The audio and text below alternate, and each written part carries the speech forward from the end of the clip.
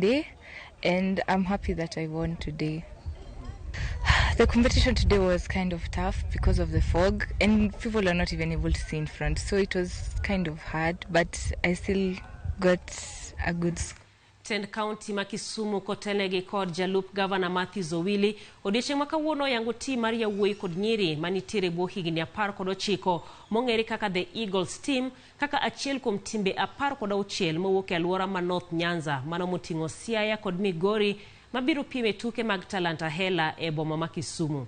Piem ma kama dhi biro motelo ne tuke mag regionals mowinjore obi otimre e alap ma Moi kod mar skund yawuoyi ma Kisumu bende e boma ma Kisumu. Joloch mabiro yombo e tuke go biro yudo thuolo mar piem e tuke ma ibiro bag e national level mar laro mich mar omenda maromo $5 million.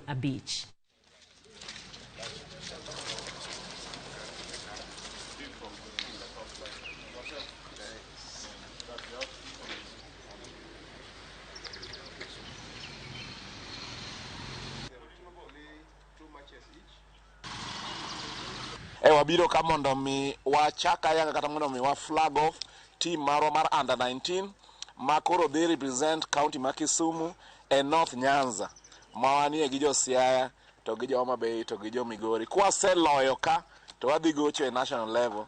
Tang'eyo ni team ma Kisumu nche no seloyo kane wane Luo Festival kendo kata mana ma wane mwadhi loyo mondo mi wadhi represent North Nyanza Nairobi mondo nyithindo matindo gi okel gimiluongo ni pesa maromo 5 million. Maduong' ahinya mwawacho negi en ni ma bende manyalo bedo chakruok mar career margi e weche mag tuke. Wang'eyo bende e piny mangima sani jotuke mag adhula ema sani bende koro yudo pesa mang'eny moloyo king'iyo weche machalo kaka mag Premier League. To gin kod thuolo no mar go adhula maber ka wa support kaka county kaka professor no oseketo mise machalo kamano mondo mi gi exploit their potential gibed ni ginyalo tugo mondo gidhi kuonde mopogore opogore gikelnwa pesa. Ours is to wish you all the best.